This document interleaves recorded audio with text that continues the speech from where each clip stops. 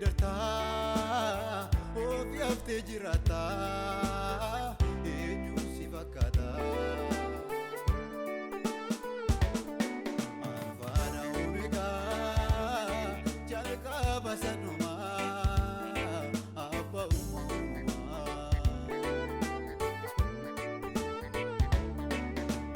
saaqamuu afaan kee dukkanicha ibsee Sagalee kee arras maaloo dhaloota si buuse saaqamuu afaan kee dukkanicha ibsee Sagalee kee arras maaloo dhaloota si buuse saaqamuu afaan kee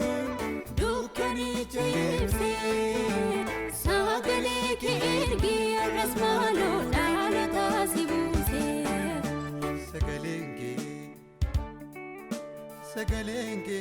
Sagalenge Du'a bolla kasa dibama fayyisa iruguta Wanta ajaa'ibsiisa karaa namni hin beekne hojjeta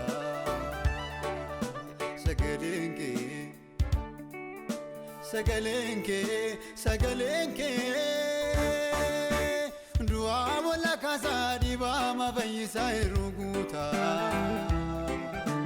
Wanta ajaa'ibsiisa karaa namni hin beekne hojjeta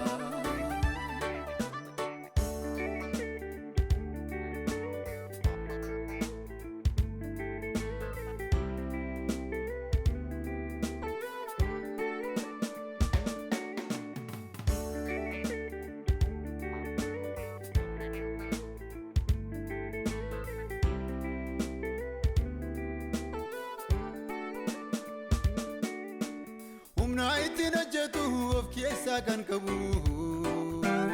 akeekee jalqabee raawwachuun dadhabu Jallaata sonoorsee karaatti kan deebisu dubbiin kee jireenya namaa kan fayyisu As guutaanii dadhaboonni warri isin hin bariin dubbii keessa dhugaa dhagaanii Afayanii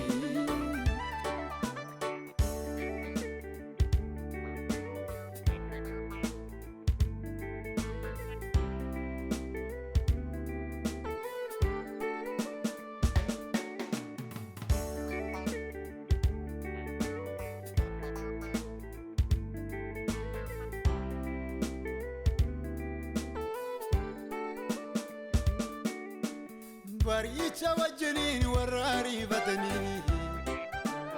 of arguu dhabanii karaarraa goranii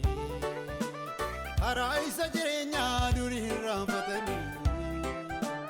jirra utuu jedhanii baduuf qophaa'anii